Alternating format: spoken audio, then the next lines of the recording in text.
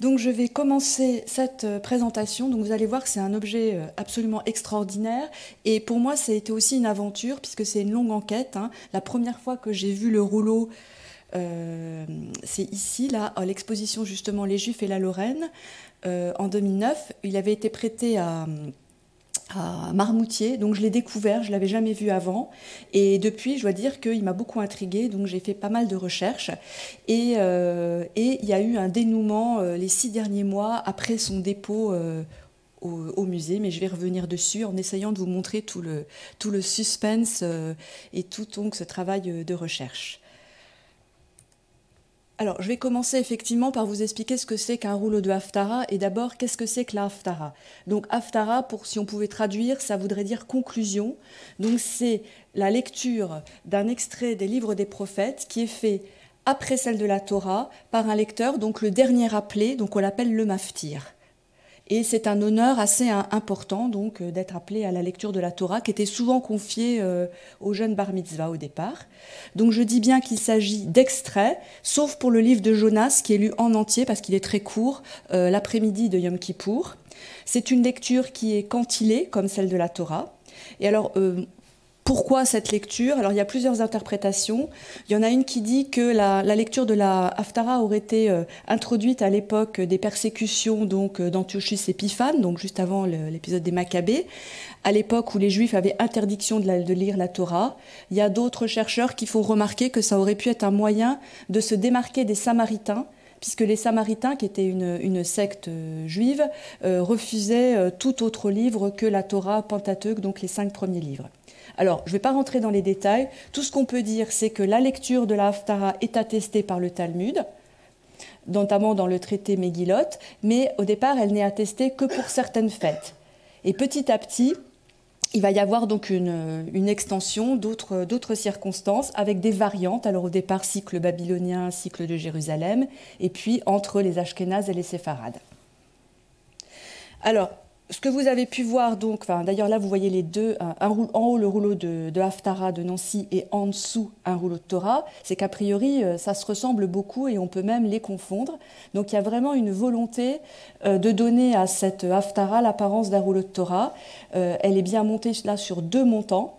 Et on y va y trouver les mêmes manteaux de Torah, des rimonymes, les mêmes ornements. Donc il y a vraiment une volonté de lui donner une grande importance, une dignité.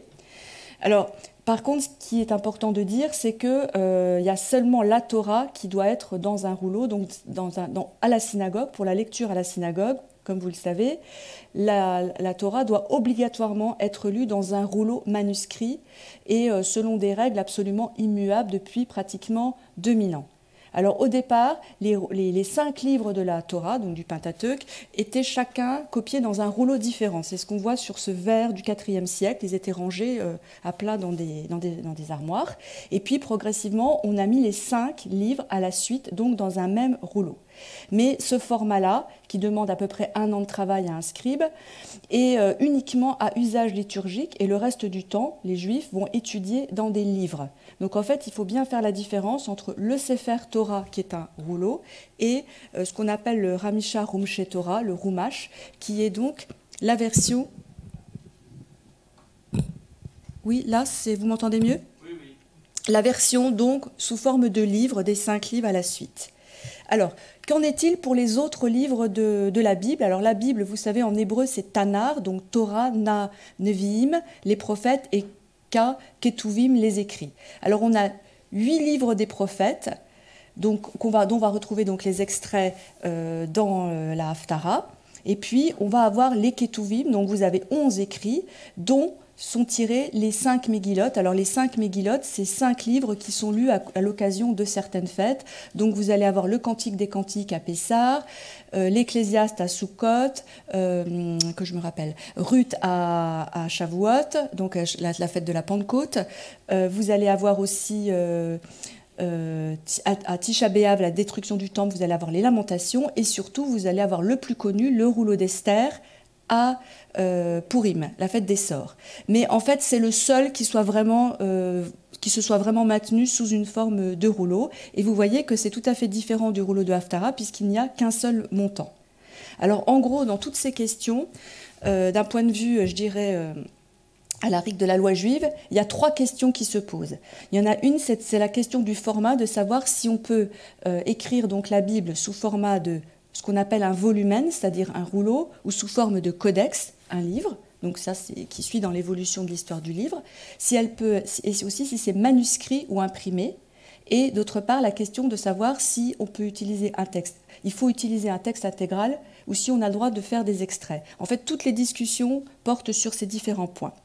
Et ce qu'on sait, c'est qu'en principe, donc, les compilations ne sont autorisées en principe que sous forme de livres et non pas de rouleaux. Ça, c'est précisé dans le traité Gittim. Donc, on voit que, en fait, notre objet n'est absolument pas, je dirais, orthodoxe. Voilà, c'est même donc c'est vraiment c'est toujours là, le décalage très important entre la théorie et la pratique. Normalement, c'est un objet qui ne devrait pas vraiment exister. La Haftara, elle doit être lue dans un livre qui, par contre, peut être aussi bien manuscrit qu'imprimé. Mais en fait, on a différents témoignages dans l'histoire, assez anciens, différentes périodes, où on voit qu'on a des rouleaux de Haftara qui sont bien utilisés. Voilà. Et on a aussi une exception tout à fait unique dans l'histoire qui est le Gaon de Vilna, donc, qui est un rabbin très orthodoxe à la charnière des XVIIIe et XIXe siècles, qui, en réaction à la modernité de l'imprimerie, lui va imposer qu'on réalise des rouleaux pour chaque livre de la Haftara, manuscrit, et qui soit rangé dans une armoire à part. Et donc c'est une tradition qui a survécu pendant très longtemps dans les communautés lituaniennes. Et pour terminer donc sur cette présentation de ce qu'est la Haftara, on a un renouveau actuel des rouleaux de Haftara chez les juifs Mizrarim, c'est-à-dire les juifs orientaux. Et si vous allez sur Internet, vous pouvez en voir, comme celui que je vous ai mis sur la photo, vous pouvez en voir en vente, et qui là donc sont sous une forme orientale, donc dans un coffret. Alors aujourd'hui, c'est un objet, les rouleaux de Haftarot, c'est absolument rarissime. Moi, la première fois que j'ai posé des questions, on m'a dit que c'était un objet qui n'existait pas. Voilà, alors en fait, si, mais il y en a très peu. Donc je vous en montre un à droite qui se trouve au musée juif de Prague. Et à côté, je vous montre une photo d'un dépôt de rouleaux qui ont été trouvés après la Seconde Guerre mondiale, de 700 rouleaux provenant de synagogues pillées par les nazis et qui ont été rapatriés à Londres, dont certains ont été restaurés et remis en circulation. Alors pourquoi je vous montre ça? C'est que pour vous dire que pour à peu près 700, parce que moi j'y suis allée donc à Londres rencontrer donc les responsables de ce centre, ils m'ont dit qu'ils n'avaient pas plus de 3 ou 4 rouleaux de Haftara. Donc ça vous donne une idée de la rareté. Alors vous avez aussi, alors comme c'est un objet qui est complètement atypique, et pas très cachère, vous pouvez avoir des cas très particuliers, comme celui que je vous montre en haut, là, à droite, qui fait partie des collections du musée, de la collection Strauss, qui est un rouleau minuscule, un miniature, donc qu'on ne peut pas vraiment utiliser pour la lecture. Alors la question qui se pose, c'est de savoir si le rouleau de Haftara, qui donc aujourd'hui quasiment oublié, n'était pas plus fréquent autrefois, et notamment dans l'est de la France, puisque c'est la région, comme Paul l'a dit, sur laquelle j'ai le plus travaillé. Alors en fait, moi j'en ai retrouvé plusieurs à l'occasion de mes recherches, donc je vous en montre un notamment là à la synagogue polonaise de Metz, mais surtout à droite, là c'est une découverte tout à fait étonnante, c'est dans une petite synagogue à Donley, donc c'est un village mosellan, celui dont sont descendants la famille des Lévilliers, donc une famille très connue, et un petit oratoire à l'étage d'une maison, et vous avez donc là un placard, je précise bien, donc ce n'est pas l'Arche Sainte, et vous avez l'inscription que j'ai entourée, où c'est écrit Haftara. Donc ça veut dire bien qu'on a un placard spécial pour ranger le rouleau de Haftara. Alors, il y en a aussi quelques-uns en Alsace, maximum 3 ou 4. Alors là, je vous en montre un exemple aujourd'hui au musée de Marmoutier, qui est signé, et l'intérêt c'est que donc on sait qu'il a été fait pour Westhofen, et on a une date 1845. Et en fait, la raison pour laquelle je pense qu'on en a aussi peu, c'est parce que je pense que c'est tombé en désuétude au milieu du 19e siècle, et que donc depuis, eh ben, ils ont été, alors d'ailleurs comme tous les écrits avec le nom de Dieu, ils ont été mis dans une guéniza, et que donc on a oublié leur existence. Et par ailleurs, comme vous voyez, on peut très facilement confondre et penser qu'un rouleau de Haftara est un rouleau de Torah si on ne l'examine pas avec beaucoup d'attention.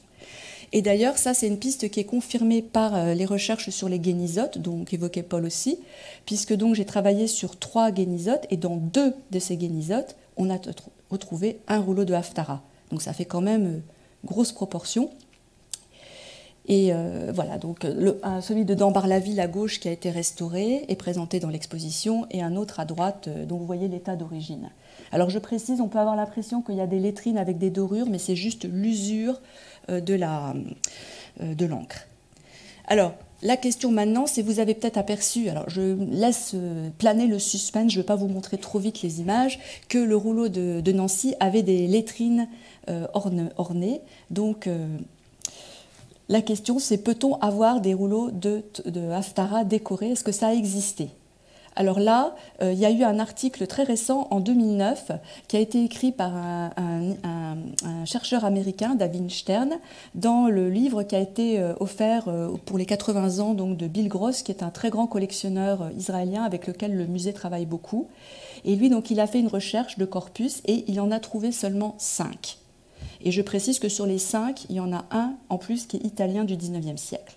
Et sinon, il y en a un autre qui avait été mentionné par Ernest Namenyi, qui était ancien conservateur du musée de Budapest et qui est arrivé en France après la Shoah, et qui a écrit un article très important sur les manuscrits enluminés des XVIIe et XVIIIe siècles, et qui parlait et reproduisait une photographie de très mauvaise qualité d'un exemplaire qui se trouvait donc en Hongrie à Rehonk, qui a disparu pendant la Shoah. Et celui-là, vous voyez même qu'on a des scènes figurées, hein, on a des scènes bibliques, et qui sont a priori inspirées des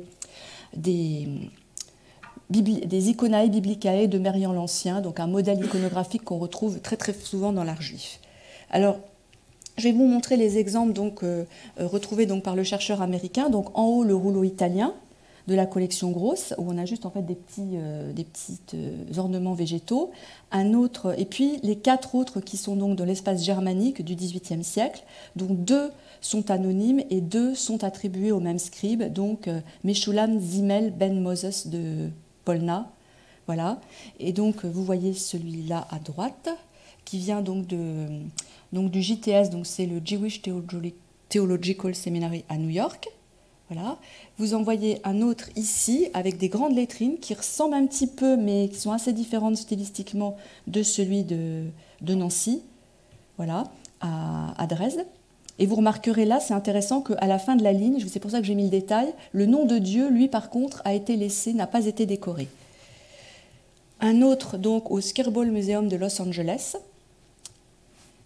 Et le dernier, donc, qui est à l'Hebrew Union College de Cincinnati, toujours aux États-Unis. Voilà. Et là, je vais vous montrer des détails. Alors celui-là, il est légèrement, on voit qu'il y a qu'il est légèrement coloré. Hein, il y a un peu de vert et un peu de rose. Et dans un certain cas, on a aussi de la micrographie, donc des mini-écritures. Voilà. Alors la question de la représentation, plus généralement, alors j'insiste pas, mais globalement, on peut dire qu'à l'époque moderne, contrairement à l'époque médiévale, il n'y a pas de Bible en hébreu illustrée. Ça n'existe pas. Alors l'interdit de la représentation, toujours, alors qui est plus un interdit de l'idolâtrie que de la représentation, donc, mais qui concerne, voilà, et qui, il ne faut pas oublier, pour certains rabbins, comme Meir de Rothenbourg, qui est très important pour les Ashkénazes, c'est aussi pour éviter la distraction des fidèles. Voilà. Alors je vous montre quand même, alors je dis dans les Bibles, mais par contre pas dans les commentaires, ce qui fait qu'on a beaucoup d'illustrations, d'après Merian, dans ce qu'on appelle les tsénés, donc le Tsena Urena, qui est un livre en yiddish populaire qui était destiné aux femmes, mais pas seulement, ou aux personnes qui ne lisaient pas couramment l'hébreu. Et là, on a donc des illustrations. Et puis, là, c'est un cas tout à fait particulier, puisque c'est une Bible de Ménassé bin Israël, avec des magnifiques gravures de Romaine de Hegg qui se trouvent au musée, sauf que ces gravures, elles ne sont pas d'origine, et elles ont été rajoutées au moins 70 ans après, par le propriétaire d'un livre qui a voulu suivre la mode du temps pour les images. Voilà, donc ça pour dire que c'est quand même tout à fait, je dirais, hétérodoxe. Alors maintenant, on va arriver au cœur du sujet, donc la description du rouleau de Nancy. Alors je précise, donc vous allez voir beaucoup de photographies de détail, donc ce qui font suite à une campagne photographique faite par l'Inventaire général, puisque j'ai passé toute la première partie de ma carrière donc, au service de l'inventaire, et qui ont donc été réalisées par mon collègue Gilles André, et que donc, comme Paul l'a annoncé en début de séance, ce rouleau a été déposé donc par la communauté Nancy en 2021, très récemment. Alors, déjà, c'est comme un rouleau de Torah, il est manuscrit à l'encre sur velin. Donc le velin, c'est une peau de veau nouveau-né de très grande qualité. Il est composé de 20 peaux qui sont cousues ensemble, de très grande taille. Alors ça, c'est un des critères de qualité, aussi d'ailleurs pour les rouleaux de Torah. Donc il y en a 8 qui font plus de 80 cm de large. Sa hauteur, c'est 48 cm sans les montants, mais les montants ne sont pas ceux d'origine. Et il fait à peu près 14 mètres et demi si vous le déroulez en entier. Et vous avez donc 78 haftarot. Alors, la plupart des pots font 4 colonnes. Alors, c'est le critère retenu comme idéal aussi pour les rouleaux de Torah. Et ces colonnes, elles vont avoir des largeurs variables selon les pots, entre 15 et 24 cm. Mais ce qui va permettre l'effet de régularité, ça va être les marges qui les séparent, qui, elles, font toujours 3 cm et demi. Et donc, au total, vous avez bien 70 colonnes, et ces 70 colonnes qu'on appelle amoudim également pour les rouleaux de Torah. Alors le nombre de lignes est variable d'un rouleau à l'autre. Alors en général, c'est entre 32 et 34-35, sauf il y a 2 pots qui sont beaucoup plus denses, 43 à 47 lignes, et je pense que c'est un effet de rattrapage, c'est-à-dire pour faire le texte de 3 pots en 2. Et à titre de comparaison, dans un rouleau de Torah, le plus souvent, c'est 42. Donc on voit ce raccord donc, avec la partie plus dense. Alors sinon, l'écriture du rouleau de Haftarah est différente d'un rouleau de Torah. Donc quand on voit, on peut reconnaître que c'est un rouleau de Haftarah rien qu'en regardant donc, la calligraphie. La première différence, c'est que les lettres n'ont pas les petites couronnes, les taguines qu'on retrouve donc, sur les rouleaux de Torah, donc sur certaines lettres. Donc, je vous ai montré là un extrait de la Torah et qu'on retrouve aussi sur les phylactères et les mezuzot. Donc, vous savez, ces parchemins qu'on met à l'entrée de la maison, puisqu'il s'agit aussi d'extraits de la Torah, mais pas donc dans les rouleaux de Haftarah. Et par contre, on a des signes de vocalisation, donc nikoud, et de cantillation, théamine, qui facilitent la lecture, mais qui sont interdits sur les rouleaux de Torah. Vous savez qu'il faut qu'il y ait quelqu'un à côté qui ait le livre et qui puisse souffler en cas de nécessité au lecteur. Alors, comment ça se présente? Vous avez toujours donc le titre en gras, et alors le titre c'est toujours la paracha avec, alors c'est le système hébraïque, donc la paracha, et puis, non, la Haftarah, alors je vous lis là, Haftarat, Parachat, Larlera, Be, Isaïe, Siman, Arbaïm. Qu'est-ce que ça veut dire? Donc, c'est la Haftarah de la paracha, donc de la péricope, la section hebdomadaire, Larlera. Donc là, pour les gens, c'est limpide, c'est même un mode de datation pour eux. On dit, souvent, on utilise ça au lieu du calendrier.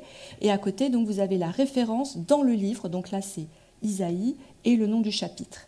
Voilà. Et vous voyez que, donc ça, c'est en caractère gras. Et en dessous, vous avez le premier mot, voilà, qui est donc orné. Donc ça, comme dans les manuscrits depuis l'époque médiévale. Et dans 2 cas, vous avez aussi des gloses en cursive qui donnent des indications pratiques quand il peut y avoir des chevauchements de fête. Voilà. Alors, autre chose très importante à voir tout de suite, on a une réglure de type ashkénaze. Donc les livres, enfin, grosso modo, dans le monde séfarade, les lettres sont accrochées à la ligne supérieure, alors que dans les manuscrits ashkénazes, les lettres sont entre les 2 lignes. Entre 2 lignes, on le voit très bien si vous regardez comment elles sont posées sur en haut à droite. Donc ça, on voit vraiment que c'est un manuscrit ashkénaze, et vous verrez que la justification est parfaite. Je vous ai mis par comparaison celui de le rouleau de Haftarah de Metz pour que vous voyez que qui est beaucoup moins soigné. Alors, on a aussi quelque chose qui ressemble au rouleau de Torah. Si vous avez un passage dans le rouleau de Torah qui est versifié, c'est le Shiratayam, le chant de Myriam, et bien c'est la même chose dans le rouleau de Haftarah. Pour le chant de Déborah, il y a un parallélisme là, et donc une écriture qui est tout à fait particulière. Voilà. Alors, j'ai insisté sur le fait que c'était une écriture ashkénaze, mais très élégante, et en fait avec des lettres très particulières, parce que c'est ce qu'on appelle des lettres séphardisées, alors qu'on appelle aussi, alors ça c'est en fait on parle de Otiyot Amsterdam, c'est-à-dire des lettres d'Amsterdam, et c'est un critère qu'on retrouve très souvent à la fois sur les livres imprimés et sur les manuscrits, en gros pour donner plus de valeur au livre, parce que c'est des caractères qui sont considérés comme beaucoup plus beaux et qui sont donc très à la mode, et on va voir que c'est le cas dans ce rouleau de Haftarah. Voilà, donc vous voyez l'écriture en haut à droite, c'est l'écriture du rouleau de... Non, en haut, en bas à gauche, je veux dire, l'écriture du rouleau de Haftarah. Et je vous ai montré donc des exemples de cursives ashkénazes et séfarades médiévales, Et à droite, je vous ai montré des modèles imprimés, donc les premières lettres séfarades de l'imprimerie de Soncino à la fin du XVe siècle, et en dessus à Amsterdam. Donc c'est des lettres qui sont beaucoup plus rondes, et alors que les lettres ashkénazes sont beaucoup plus carrées, beaucoup plus un peu raides, un peu penchées, inspirées en fait par l'écriture gothique. Alors on le voit très bien par exemple sur la lettre Aleph. Vous voyez, à droite, là, c'est un Aleph dans le rouleau de Haftarah. Vous voyez comme c'est très étriqué. Et à côté, par contre, vous avez toujours dans le rouleau de Haftarah des Aleph séphardisés. Alors, je vous disais donc que c'était les lettrines. Pourquoi des lettrines? Parce qu'il n'y a pas de majuscule en hébreu, voilà, et donc ça correspond aux initiales chrétiennes, et que c'est quelque chose qu'on trouve aussi bien dans les manuscrits, mais qu'on va retrouver aussi dans les livres imprimés. Donc ça, c'est important de dire qu'il y a une influence dans les deux sens entre les manuscrits et les imprimés. Alors, ce qui frappe quand on regarde le rouleau, c'est qu'on est un peu surpris parce qu'on a l'impression que c'est très divers. On a des lettrines de styles différents, dans un ordre qui n'est pas vraiment cohérent. Donc, on peut se poser la question de savoir s'il y a plusieurs mains, s'il n'y a pas, par exemple, des apprentis qui ont terminé le travail, sachant que la Haftarah, c'était un peu considéré comme un apprentissage, puisque c'est un livre qui est moins sacré, moins saint que la Torah. Donc, on commençait plutôt un scribe pouvait s'entraîner dans la Haftarah.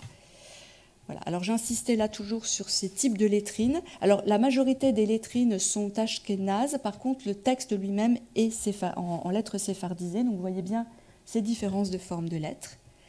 Et alors ces lettrines, donc, elles ont souvent des décors figurés tout à fait fascinants, d'une grande fantaisie, qui sont toujours à l'intérieur des lettres. Alors là c'est une caractéristique générale de la tradition, qui est issue de la tradition médiévale. Alors, il y a plein d'exemples, et qui est vraiment quelque chose de typiquement juif. Donc vous voyez des personnages, là, des musiciens. Là, je vous montre des exemples plusieurs exemples de la BNF. Donc vous voyez beaucoup qui ne débordent jamais des lettres. Là, un exemple en couleur absolument somptueux en Italie. Voilà, donc quelque chose qui est vraiment dans cette tradition médiévale, donc avec des créatures hybrides. Donc, alors on a vous voyez, on n'a jamais de personnages complets, soit des têtes, soit des mains. Donc peut-être pour ne pas enfreindre l'interdit de la représentation de la figure humaine en entier, mais en tout cas une très très grande fantaisie et une très grande finesse. Alors je précise que c'est tout petit, hein, ça fait que 3 cm, quoi, donc c'est une très très grande finesse. Voilà, alors vous voyez donc les nœuds des lettres aussi. Ça, c'est un très très important, alors de différentes formes. Là, vous voyez par exemple des exemples avec des mains, donc assez amusants, des personnages aussi un peu grotesques, un peu monstrueux, comme dans la tradition médiévale. Alors là, encore des exemples avec des animaux monstrueux, des oiseaux, enfin, tout un bestiaire.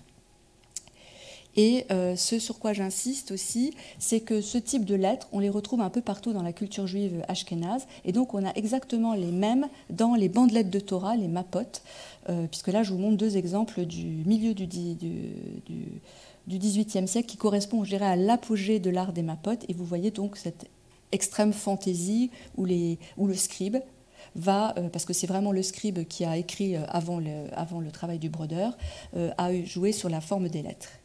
Alors, ce qui est très troublant, c'est que j'ai cherché s'il y avait un sens. Et en fait, il n'y a que 6 de ces lettrines qui ont une iconographie qui est liée au thème de la Haftarah. Autrement, ça n'a rien à voir, c'est purement fantaisiste. Alors, la première, c'est Jonas. Donc, pour Jonas, au moment à Kippour. Voilà, là, on le reconnaît très nettement. On en a aussi 2 pour le premier et le deuxième jour de Sukkot. Alors, vous voyez là, on voit des chauffards, la corne de bélier. Donc dans laquelle on va souffler. Et puis vous avez aussi à Sukkot, la fête des cabanes. Alors vous allez voir le loulav, c'est-à-dire la palme, vous voyez, qui est brandie dans celui de droite. Et j'ai montré une scène, une gravure qui montre comment ça se passe dans la synagogue, donc ces processions avec ces palmes. Et puis à gauche, vous voyez ce qu'on appelle l'étrog, le cédra, donc ce fruit très particulier. Donc j'ai montré une boîte qui a, dans nos collections qui a la forme de ce fruit, donc on voit sur ces lettrines. Et puis à Pessar, on a une main qui brandit une matzah, donc un pain azim. Voilà. Alors sinon, on a essentiellement on a aussi des ornements végétaux assez nombreux, donc c'est pas très original, mais on voit déjà tout de suite qu'on a des styles assez variés, donc selon les cas. Alors notamment des feuilles d'acanthe. Alors les feuilles d'acanthe, c'est un motif qu'on retrouve assez souvent dans des enluminures.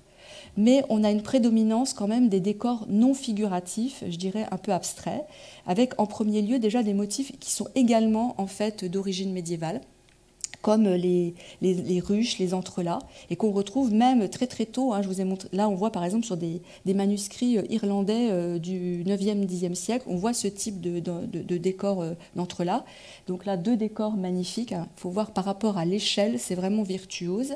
On a des effets aussi comme ça de nœuds, voyez, d'imbrication qui sont vraiment très très soignés. Alors on a des choses plus simples, là on a des motifs de vannerie, on a des damiers. Alors là encore, on en voit à l'époque médiévale, là je voyais sur un rachis, une bible de rachis du XVe siècle, et puis on en voit encore au XVIIIe siècle. Ça c'est un motif qui est plus intemporel. On a des jeux d'ombre, avec soit par des fines hachures, soit par des piquetages, qui sont, ça paraît très simple, mais c'est quand même très soigné. On a des décors à base d'écailles et de plumes, voilà, qui sont très très beaux. Et puis, on a surtout, qui nous montre bien qu'on est au XVIIIe siècle, on a des motifs beaucoup plus récents, qui n'apparaissent qu'à l'époque moderne, entre le XVIe et le XVIIIe siècle, et qui nous permettent donc d'avancer dans la datation du manuscrit, notamment la coquille, donc qui est un motif Renaissance. On a aussi, à l'époque maniériste, on a tout ce motif des cuirs roulés. C'est quelque chose qui est vraiment typique de cette période. Donc je vous montre des exemples. Et à côté, je vous montre donc un manuscrit. Et encore en dessous, donc, un exemple dans une mappa, donc une bandelette de Torah. Donc là, il s'agit de la plus ancienne qu'on ait retrouvée, donc la plus ancienne jamais retrouvée en Alsace, en fait, à Dambar-la-Ville en 1614, où on voit qu'on a exactement le même décor. Donc c'est vraiment quelque chose de très daté de cette période. On a aussi des sortes de tables rentrantes, donc inspirées de l'architecture baroque, et un motif très fréquent, alors pas tant que ça dans le rouleau de Haftarah, on en a que 7, mais qui est très fréquent dans les manuscrits du XVIIIe siècle, c'est ces sortes de rubans déroulés, voilà, qui sont pour certains d'une grande virtuosité. Voilà d'autres exemples, et qui sont parfois combinés donc avec d'autres motifs. Alors, je vous ai montré là des exemples dans d'autres manuscrits. Alors, je ne sais pas si je l'ai dit avant, quand je montre des exemples pour lesquels il pourrait y avoir une confusion, j'ai fait un tour, j'ai mis un petit cadre rouge pour que vous repériez que ce n'est pas le rouleau de Haftarah. Et en fait, globalement, ce qu'on peut dire, c'est que les autres exemples sont toujours quelque part plus tourmentés, plus aigus que le style du scribe du rouleau de Haftarah. Voilà, donc d'autres exemples. Et puis aussi dans les livres imprimés. C'est intéressant, là c'est encore une fois, là c'est plus les manuscrits, c'est les livres qui copient les manuscrits. Voilà. Alors on a aussi la tulipe. Alors la tulipe, vous savez qu'il y a une véritable tulipomania au XVIIe siècle, et au XVIIIe siècle c'est un motif qui devient très populaire dans l'art juif, et qu'on va retrouver donc souvent sur les manuscrits, mais pas seulement, je vais vous montrer. Et puis donc une fleur de lys. Alors là, est-ce que c'est un symbole français? On peut se poser la question. J'y reviendrai tout à l'heure. Voilà, mais bon, peut-être pas extrapoler, mais en tout cas une fleur de lys. Et donc, je disais, la tulipe, c'est un motif qu'on voit très souvent au XVIIIe siècle. Là, je vous montre un torchon, une serviette rituelle qui date de 1728, où on a plusieurs tulipes, et puis des exemples de tombes, de stèles au cimetière de Célestat. Voilà, donc un symbole vraiment populaire, apprécié des Juifs. Alors, on a aussi des motifs de fond réticulé à fleurettes. J'ai appelé ça comme ça, c'est un peu barbare comme nom, mais c'est un décor, là encore, qui est typiquement 18e, mais vraiment 18e, et au niveau de l'art juif, on en trouve particulièrement dans l'orfèvrerie allemande. Là, je vous ai montré une plaque de Torah, donc là encore, quelque chose aussi qui montre bien la période. Et puis, on a des choses plus simples qui jouent sur la forme des lettres. Finalement, c'est un décor, c'est une ressource qu'il utilise assez peu, contrairement à d'autres scribes. Et donc là encore comparé à une mappa, et qui est quelque chose d'assez populaire. Alors, par contre, il y a quand même quelque chose d'assez étonnant. Alors je vous ai dit déjà que c'était dans un désordre un peu surprenant, et il y en a 16 qui ne sont pas décorées, donc ça fait à peu près 20%. Alors pourquoi est-ce qu'elles ne sont pas décorées? Alors j'ai vu 4 fois où ça pouvait s'expliquer parce qu'il n'y avait pas assez de place, par exemple quand c'est en bas d'une ligne. Vous voyez par exemple la diapo au milieu à droite. Il n'y a pas la place, donc on peut comprendre. Mais en dessous, vous voyez, là, on a un endroit où on avait 4 lignes. Donc on avait tout à fait la place et on n'a pas fait de décoration. Alors, on peut se poser la question, est-ce que c'est parce que, par exemple, il y avait le tétragramme? Vous voyez un exemple où, effectivement, le tétragramme n'a pas été orné, mais par contre, par exemple, pour les lettres qui forment le tétragramme, c'est-à-dire va, yé ou veaya, eh ben, on a des cas où c'est orné et des cas où ça ne l'est pas. Donc, ce n'est pas vraiment concluant. Donc, c'est peut-être aussi le hasard ou le fait qu'il y ait plusieurs mains. C'est difficile de trancher. Et surtout, on a des décors qui sont quand même de qualité vraiment inférieure, notamment celui que je vous montre en bas à gauche. Je doute que ce soit le même scribe. En tout cas, on peut se poser la question. Alors, ce qu'on peut dire aussi globalement, pour terminer sur cette description, c'est que ce rouleau, il est quand même dans un état extraordinaire. Il est vraiment bien conservé. Bon, la partie centrale est un peu salie et fripée parce qu'il a été montré debout à Marmoutier pendant plusieurs années. On a aussi quelques taches anciennes. On a des oxydations, hein, notamment dans les parties où on a des aplats assez importants, parce que là, l'oxydation de la noix de Galles. Mais globalement, franchement, il est très très bien. Il aurait besoin d'une restauration, mais elle serait limitée, disons. Et donc, c'est un objet tout à fait extraordinaire. Alors, ce que je voulais insister, donc là, c'était la conclusion à laquelle je suis arrivée, je dirais, il y a quelques années. C'était de dire que c'était vraiment un objet unique dans le corpus des manuscrits contemporains. Il n'y avait pas d'autres exemples du même style. Donc d'une grande fantaisie, une datation visiblement avec tous les indices qu'on a vus plutôt milieu XVIIIe siècle, école allemande incontestablement, pas signée. Mais alors peut-être qu'il l'était au départ, parce qu'en fait les rouleaux, ils ne sont jamais signés sur le parchemin, ils sont signés en fait sur les montants. Vous avez une petite bandelette de parchemin qui est glissée sur une rondelle, et comme là on n'a pas les montants d'origine, on ne peut pas savoir. En tout cas, voilà la conclusion à laquelle j'étais arrivée au moment où on l'a fait classer monument historique en 2012. Alors là, parce qu'il y a eu quelques petits soucis pour la sécurité de ce rouleau, et donc le président de la communauté, Alain Lefebvre, pourrait en parler. Toujours est-il que, pour éviter, comme il avait été sorti du territoire sans autorisation, on l'a fait protéger, classer, ce qui est absolument rarissime, puisque normalement les monuments historiques ne protègent pas les manuscrits. Voilà. Alors, la question que je me suis toujours posée, c'était est-ce qu'il y avait un lien avec Nancy, c'est-à-dire, parce qu'en fait, il est à Nancy, mais on ne savait pas depuis quand et pourquoi, et est-ce qu'on pourrait un jour l'attribuer? Voilà où j'en étais restée. Et puis, vous allez voir dans quelques minutes qu'il y a eu des éléments nouveaux. Alors, ce que je voulais quand même préciser là, un mot rapide, c'est de dire que le XVIIIe siècle est un âge d'or pour l'imprimerie hébraïque ashkénaze. Alors, ça peut paraître un peu contre-intuitif de se dire que, parce que c'est très tardif, et qu'en fait, bizarrement, l'imprimerie n'a pas tué le manuscrit. En fait, on va avoir des usages différents, et on va voir que donc on a des manuscrits absolument somptueux au XVIIIe siècle.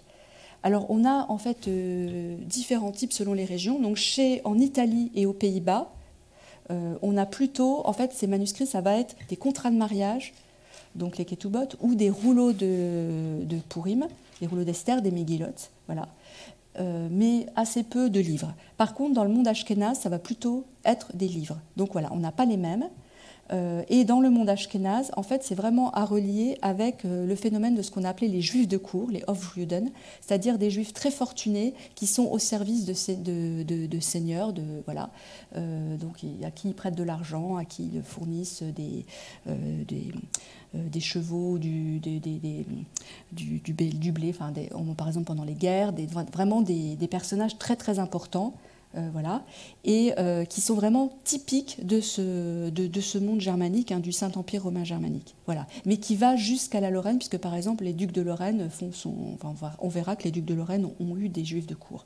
Voilà. Et puis j'ai insisté sur le fait, je ne vais pas rentrer dans les détails, qu'il y a plusieurs écoles. Alors il y en a pas mal qui sont autour de... Il y en a eu beaucoup à Vienne, et puis après l'expulsion de Vienne, des juifs de Vienne en 1670, ils sont plutôt allés en Europe orientale. On en a aussi dans l'Allemagne du Nord, notamment autour de Hambourg, Altona. On en a plus en Bavière. On en a quelques-uns en Alsace, voilà, avec des styles différents. Donc on peut en avoir partout, mais jusqu'à présent, on n'avait jamais vu de manuscrits en Lorraine. Voilà. Alors, ces manuscrits ashkénazes, en gros, c'est des commandes individuelles et qui sont donc liées à un certain enrichissement des communautés et des particuliers. Alors, on a des commandes communautaires, donc par exemple des registres de communautés comme des pinkassim ou des livres de confrérie. Voilà, donc ça, c'est des commandes communautaires. C'est sans doute le cas d'ailleurs du rouleau de Haftara. A priori, c'est pour le ministre officiant. Mais on a surtout des ouvrages de dévotion privée, voilà, et qui sont, alors là, ça va être soit des Haggadah, donc des livres pour la Pâques. On va avoir beaucoup de livres de bénédiction, alors la Birkat Amazon après le repas, la Birkat Alevana, la bénédiction de la lune. On va avoir toutes les bénédictions diverses et variées à tous les instants. On va avoir aussi pour le Séphirat HaOmer, le décompte de l'Homer, et on va avoir toute une littérature aussi qu'on a complètement oubliée aujourd'hui, mais qui est très importante, on peut dire les tikkunim, Tikkouné Shabbat, Tikkouné Erev Chodesh et Yom Kippour Katan, qui sont en fait des livres de prières d'inspiration kabbalistique, donc inspirés par la Kabbale de l'Ouria, et qui sont en fait, parce qu'on est à une époque d'intense ferveur messianique, où les Juifs s'attendent à voir le Messie arriver d'un jour à l'autre, et ils pensent que par leur pratique et leur l'étude, ils peuvent accélérer la venue du Messie. Donc on a beaucoup de petits livres comme ça, et ça c'est un aspect de la culture des Juifs qui m'avait beaucoup étonné quand j'avais travaillé sur les Guénisotes, de voir l'importance de cette littérature. Voilà. Et donc là, on a des petits livres comme ça dans ces manuscrits.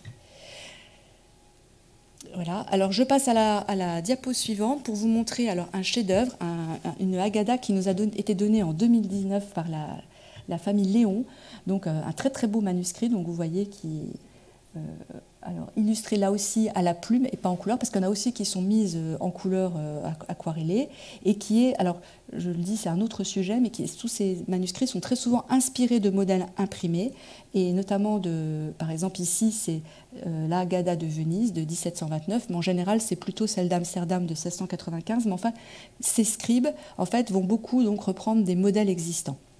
Et puis encore hommage, on a un mini livre, un tout petit, ça fait 4 sur 3 cm, qui est un livre pour les bénédictions, donc après les repas, mais pas seulement, donc attribué à un scribe très prolifique et très virtuose, qui s'appelle Wolf Erlingen de Vienne, et donc qui fait donc un objet tout à fait précieux.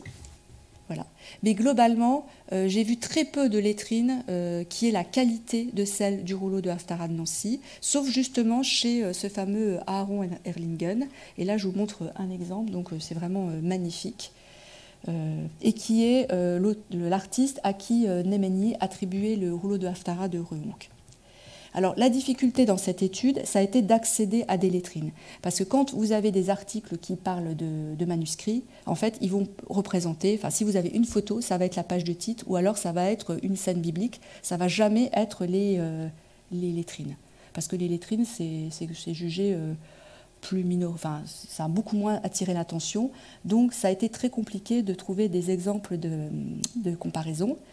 Et là, je vous montre qu'il y a des très très grandes diversités selon les artistes.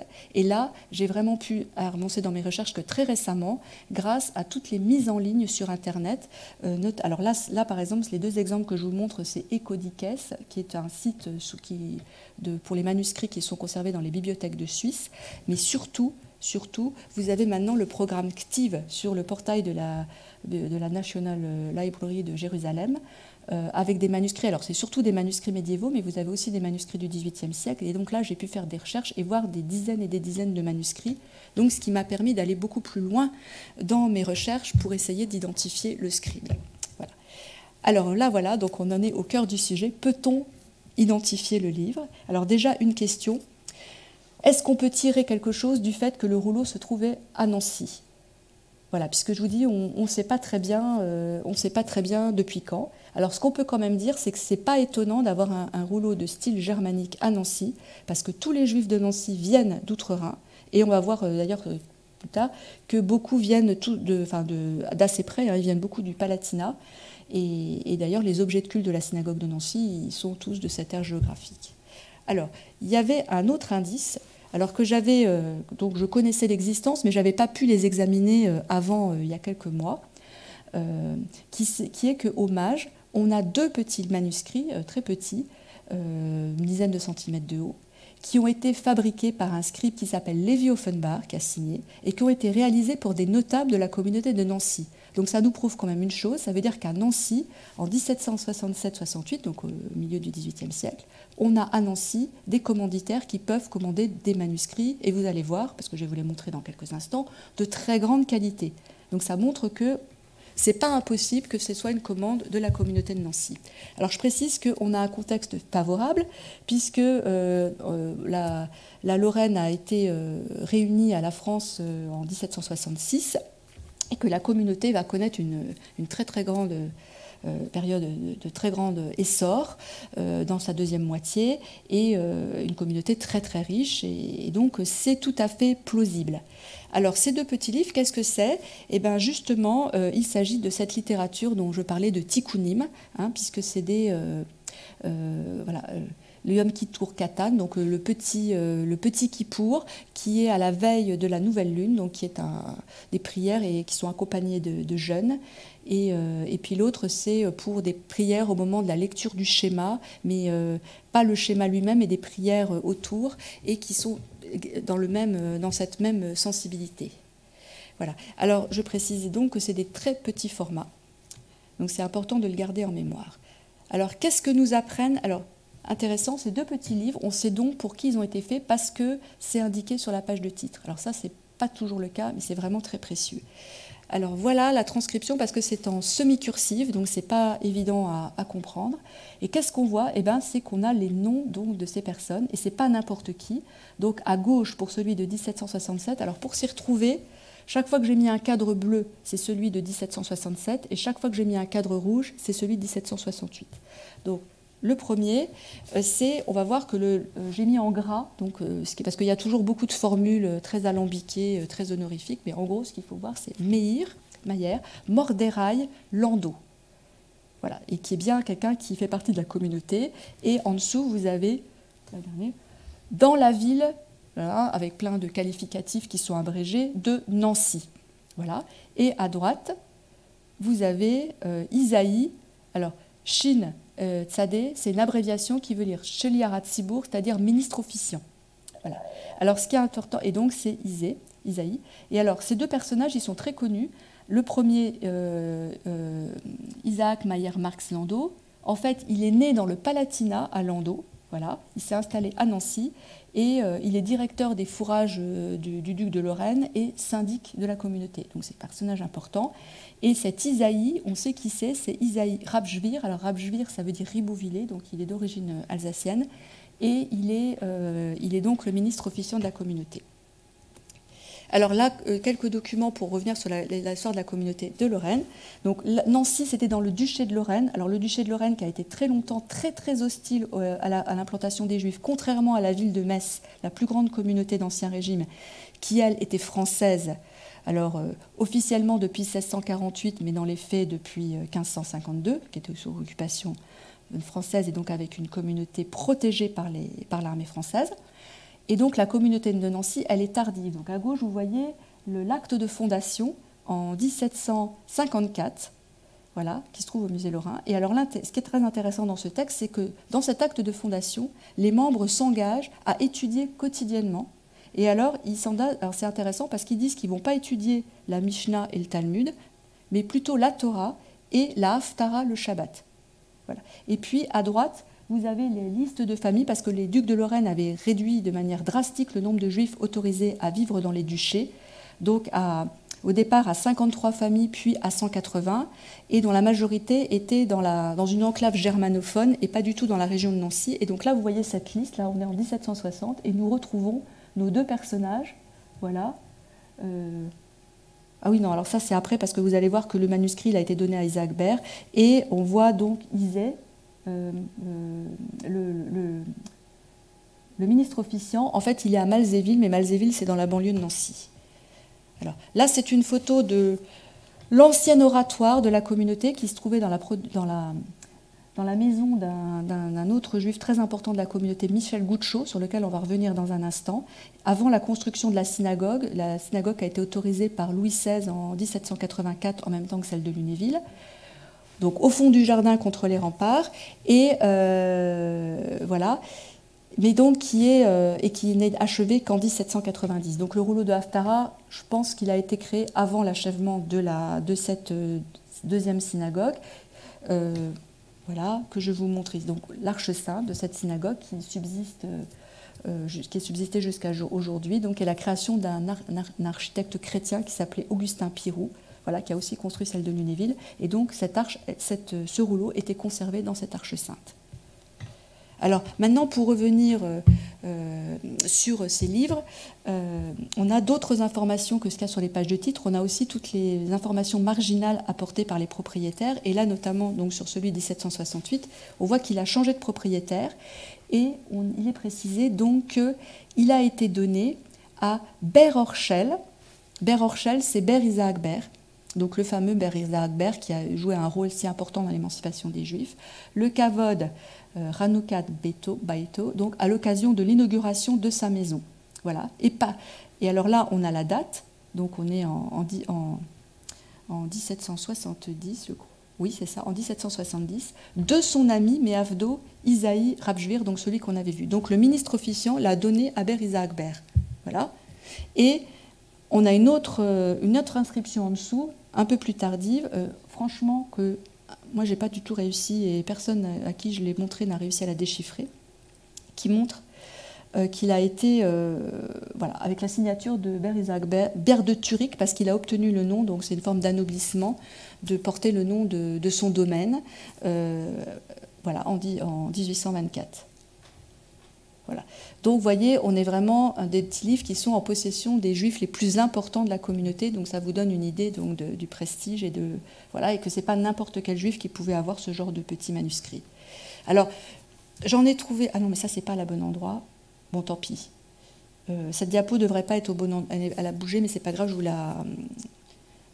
je vous en parle. En fait, j'ai trouvé 2 manuscrits dans mes recherches sur Ktiv qui pouvaient être du même scribe, parce qu'il y avait une indication d'Offenbach. Donc il y a celui-ci qui est au séminaire israélite, mais en fait, c'est pas la même manière d'écrire Offenbach et le style est complètement différent. Donc voilà, ça marche pas à tous les coups. Là, malheureusement, j'étais très excitée quand je l'ai découvert, mais par contre, il y en a un autre qui se trouve à New York, et celui-là, ça c'est sûr, alors je ne sais plus où je l'ai montré, mes diapos ont un peu bougé, là je vous montre juste le haut. Celui-là, il est du même scribe Lévi Offenbach, il n'y a pas de doute, alors j'espère que là... Ah, mes diapos ont bougé. Voilà, il est là à gauche, voilà. Et celui-là, donc il n'y a malheureusement pas de nom de destinataire, mais par contre il y a des marques de propriétaires. Et là, il y en a une sur la première page en haut qui dit qu'il appartient, voilà, à une femme importante, Madame Klerka Schweich.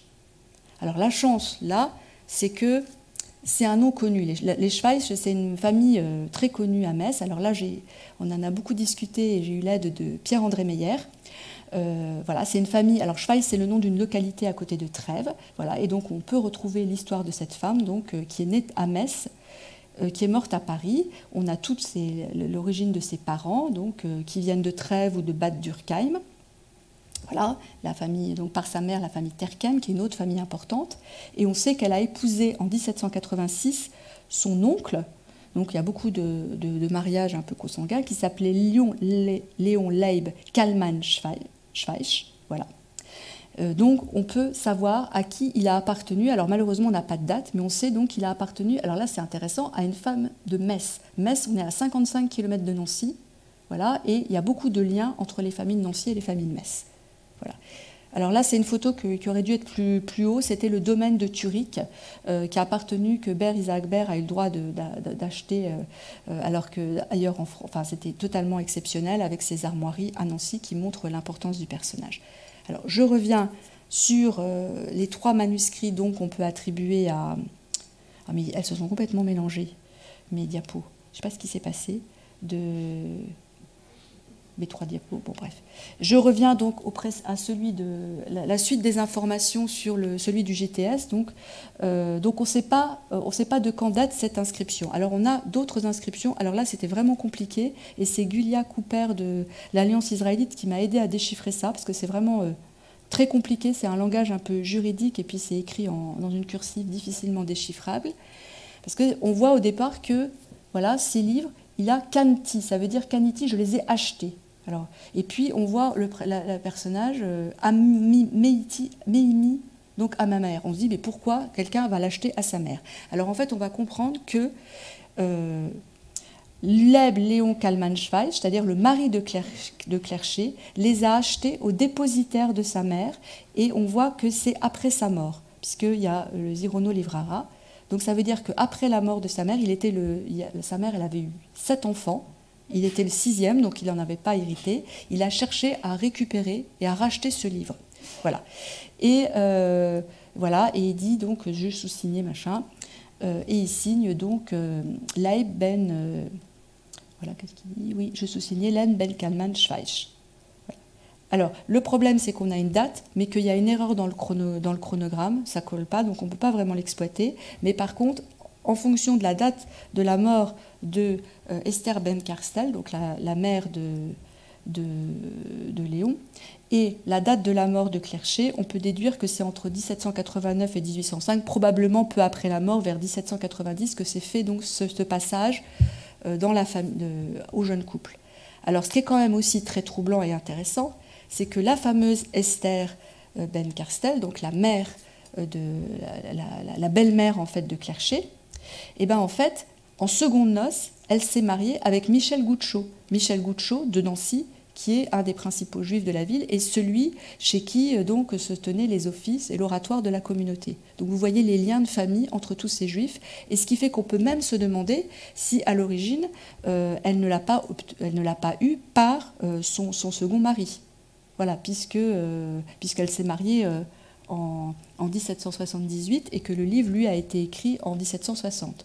Donc, en fait, tout ça pour dire que ces 3 livres ont une même origine, viennent du même milieu, et qu'on peut vraiment, donc, sans aucun problème, les rapprocher. Voilà. Alors après, il a une aventure, on ne sait pas trop ce qu'il est devenu, la famille s'est visiblement appauvrie, et on ne sait pas trop ce qu'il est devenu, mais on retrouve un échange à Marseille, en France, en 1935, où il est acquis par un certain Mechulan Katzelenenbogen. Voilà, pour ce livre donc, qui aujourd'hui est à New York. Alors, qu'est-ce que ça nous apprend sur Levi Offenbach, sur ce scribe? Alors, vous vous demandez le rapport avec le rouleau de Haftarah, mais on va y venir très rapidement, parce que c'est une des hypothèses. On va regarder les signatures. Alors, à chaque fois, il signe Akatan Levi Offenbach. Alors, Akatan, c'est le petit, c'est une marque de modestie. Voilà, ça veut dire... Et ce qui est intéressant, alors la question, c'est que quand vous avez un nom comme Offenbach, vous pouvez poser, est-ce que c'est un patronyme ou est-ce que c'est un lieu d'origine? Et en plus, Offenbach, il y en a plusieurs villes. Il y a un Offenbach très connu à côté de Francfort-sur-le-Main, mais il y a un autre Offenbach moins connu dans le Palatinat, tout près de Landau, Offenbach-Undheim. Voilà. Donc on peut vraiment se poser la question de... Et puis, c'est pas très classique non plus, parce qu'en général, vous avez un nom, fils d'un tel, là, c'est pas le cas. Alors, sur celui du milieu, donc sur celui de 1767, il y a quelque chose de très très intéressant. Vous avez là en cursive, mais Erksom, quelque chose qui est assez difficile à lire, et qui est donc, quand vous avez un mème au début, ça veut dire que c'est une origine géographique. Donc, cherchez, est-ce qu'il y a un nom géographique qui peut commencer par, on ne voyait pas trop si c'était un « et » ou un « kaf », qui pourrait exister. Alors, j'ai rien trouvé ni en Lorraine ni en Alsace, pourtant j'ai vraiment cherché longtemps. Et puis, dans un ouvrage qui a été fait par Guy Untermeister, qui est un universitaire allemand, qui a relevé beaucoup de pierres tombales et qui avait tout un dictionnaire sur avec énormément d'informations de noms et de personnes et géographiques, et ben, j'ai trouvé Erxheim by Landau, donc toujours la même zone dans le Palatinat. Voilà, donc ce scribe, donc Levi Offenbach, viendrait de Erxheim by Landau, donc dans le Palatinat. Et on voit aussi sur le dernier qu'il est Soferstam. Alors ça, on s'en doutait. Soferstam, ça veut dire qu'il est habilité à faire des Torahs, Torah, Philactéphilines et Mezuzot. Voilà, excusez-moi, et Mezuzot. Voilà. Donc, voilà où on en est.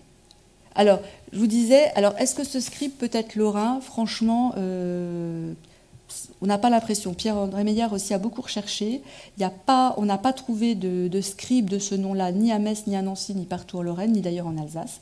Par contre, donc, Pierre-André Meyer a retrouvé un Lyon-Cahen Offenbach en 1790 à Metz, voilà, mais qui n'est pas originaire de Metz, et dont la profession est revendeur. Alors, ce n'est pas totalement impossible, parce qu'on peut très bien avoir un scribe qui se reconvertit dans une profession commerciale. Mais bon, ce qui est aussi un peu étonnant, c'est le nom, parce que Lyon, ça ressemble à Lévis, mais Lévis n'est généralement pas transcrit par Lyon. Donc c'est pas totalement impossible, mais c'est quand même un peu probable, et surtout, ça ne nous donnerait pas l'origine de ce personnage qui, de toute façon, n'est pas né à Metz, ni à Nancy. Voilà, alors la question qui se pose, c'est est-ce que c'est un scribe qui est passé, qui a vécu à un moment donné dans la région, ou est-ce que ça a été une commande qui a été faite à l'extérieur, et où? Et alors donc, moi je pense que c'est en Allemagne, pas en Alsace, parce qu'en Alsace, les scribes font des œuvres beaucoup plus populaires, et là on a quelque chose de beaucoup trop savant. Et voilà, donc je pense que c'est plutôt donc un scribe allemand. Donc là je vous montre par exemple des manuscrits alsaciens, une Megillah retrouvée à Boulay d'un scribe de Dongolsheim et la Haggadah de Eliezer de Rochheim qui se trouve à la Bibliothèque nationale universitaire de Strasbourg. On est dans des productions beaucoup plus populaires et qui ne ressemblent pas du tout. Voilà. Donc moi je pense que la piste à suivre c'est plutôt le Palatinat, parce que le Palatinat c'est à la fois, donc je vous ai mis en rouge les villes de Offenbach et de Herxheim, qui sont à la fois donc le nom du scribe et Herxheim, le lieu dont il proviendrait, et en bleu c'est les noms des communes dont sont issus tous ces notables nancéens et messins dont je vous ai parlé. Donc on peut se dire que ces gens-là, c'est un peu le même milieu, ils se connaissent. Par ailleurs, il faut savoir que le Palatinat, c'est la région qui a fourni le plus de juifs lorrains.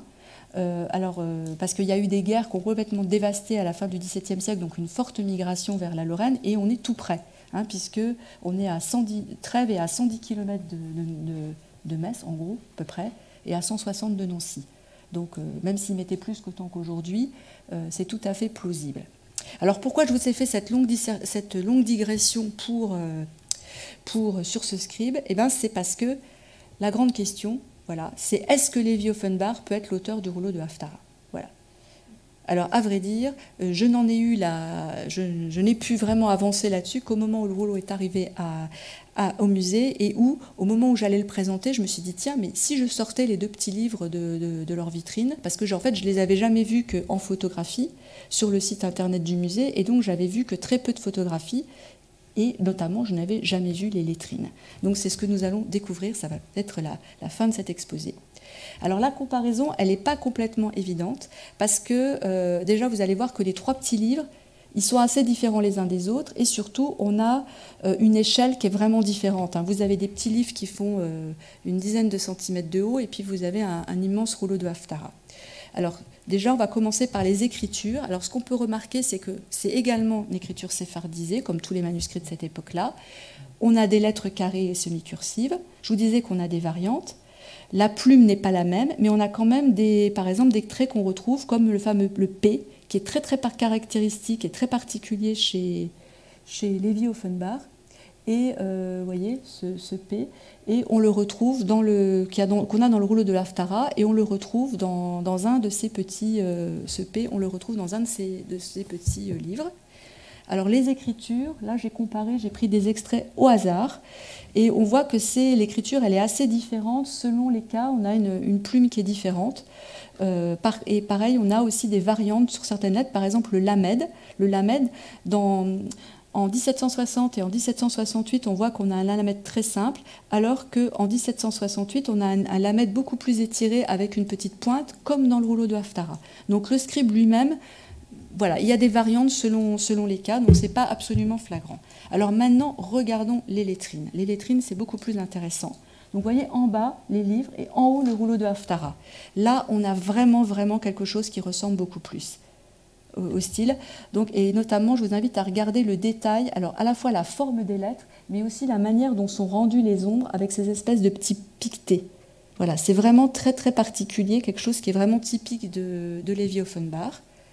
Alors, d'autres exemples. Et là aussi, vous voyez la forme de ce Aleph, de cette lettre, que vous retrouvez même si sur celui de 1768, les lettres sont beaucoup plus rondes et assez différentes. Donc là, ce serait peut-être plutôt, voilà, je ne sais pas, c'est troublant, mais en tout cas, une parenté qui est quand même assez grande comparée aux autres lettrines qu'on trouve dans le corpus.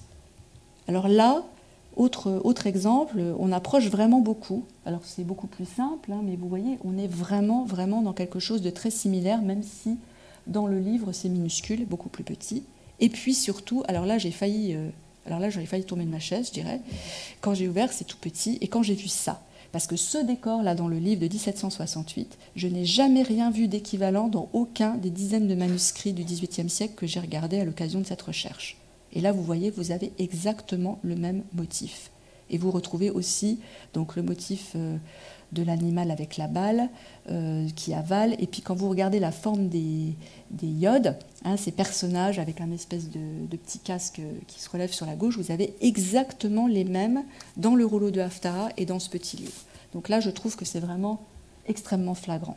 Par contre, il n'y a pas beaucoup d'autres exemples parce que la majorité, le reste du livre est plus classique. Alors vous avez d'autres types de lettrines, alors qui sont somptueuses. Donc là, vous voyez aussi que c'est vraiment Levi Offenbach, c'est vraiment un scribe très très talentueux. Vous voyez donc tous ces formes ces décors donc dans toute cette fantaisie avec les cerfs, les ornements, enfin l'architecture, enfin bref. Et alors ça par contre, donc c'est très virtuose, mais c'est un type de décor qu'on trouve souvent. Donc là, il y a plein d'exemples, hein, je vous en ai mis 3, mais j'aurais pu en mettre une grande quantité donc de ce type de lettres. Et en fait, c'est un décor qui est inspiré des caractères d'imprimerie, donc des bois amovibles, qui apparaissent dès les incunables. Hein, je vous ai montré un Marzor là, de 1485, on voit bien ces lettres, hein, qui sont des petits rectangles et qu'on va disposer les uns à côté des autres pour former les mots, et qui sont très très à la mode et très répandus encore au XVIIIe siècle. Là, je vous montre en 1760 donc une édition du Talmud à Sulzbach. Donc il faut se dire que c'est des choses que Levi Offenbach et tous les scribes du XVIIIe siècle voyaient très très souvent. Alors sinon, je termine rapidement, les autres décors de ce livre, vous voyez, donc très fins, très beaux. On retrouve aussi ces motifs toujours de réticulés, hein, que je vous ai montré tout à l'heure, mais qui sont moins originaux, là aussi, et une iconographie, alors les lions, les angelots, les végétaux qu'on retrouve dans tous les manuscrits, donc là c'est beaucoup moins original et il n'y a pas que Levi Offenbach qui fait ce genre de décor. Aussi dans celui de 1768, un cycle qui est tout à fait intéressant, c'est l'illustration d'une prière pénitentielle, Rahamana Idarkian, et en fait qui invoque à chaque fois un personnage, donc Abraham, Isaac, Jacob, Moïse, Aaron, Joseph, Pinras, etc. Donc vous avez chaque fois une toute petite, mais c'est minuscule, hein, une petite scène.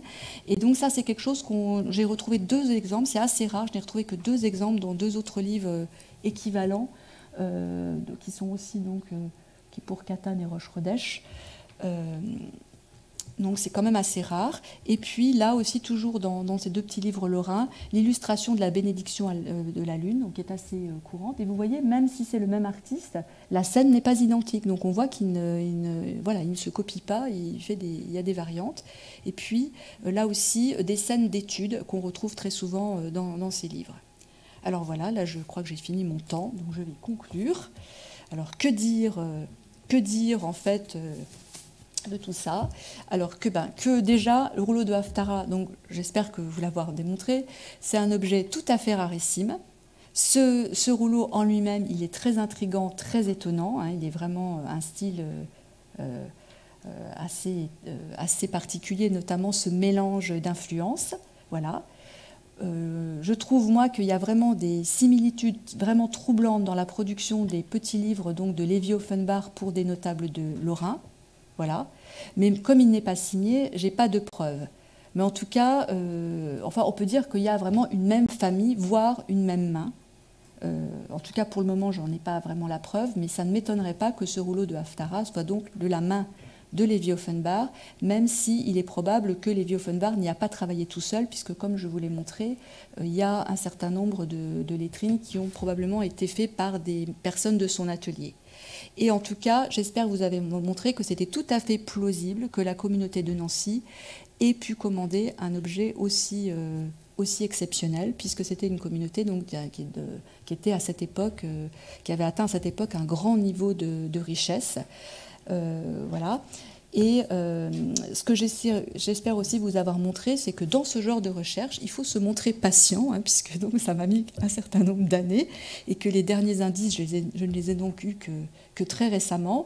Et surtout, il ne faut pas hésiter à croiser vraiment des recherches tout à fait diverses, à la fois là par exemple sur l'histoire du livre, sur l'histoire de l'iconographie, l'histoire des communautés, mais aussi l'histoire de famille. Vous voyez comment la généalogie par exemple a permis d'avancer dans la compréhension de ces petits livres. Voilà. Et pour moi donc la piste la plus plausible sur l'origine de Levi Offenbach, je pense que c'est le Palatinat, Offenbach ou Herxheim. Voilà. Mais là encore, je n'ai pas de certitude, je dirais que c'est une histoire qui reste à poursuivre. Voilà. Et je vous remercie de m'avoir écouté jusqu'au bout.